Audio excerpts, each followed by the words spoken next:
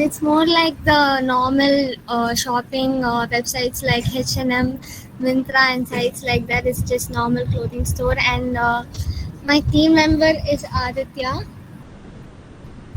This is the introduction page of the clothing store that we created. And the websites, the web pages are home, login, contact us, category, and collection. We didn't do much of the web pages. It's just 5 of them. And our website didn't require any specific system.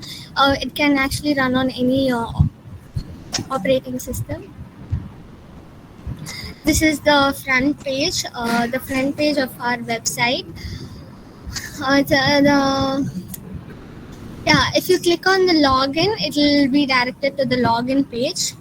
That is this page. You can enter your username, password, and just log in like usually how you log in.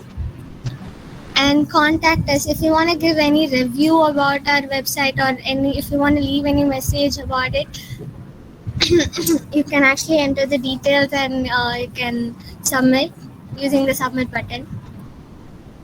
Go to the next page. So if you go to the category, it will be directed to the page that's gonna come next.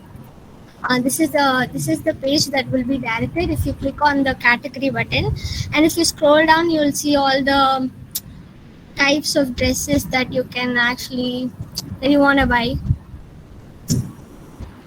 And this is the main page, the collection page, all the type of dresses that is available and everything.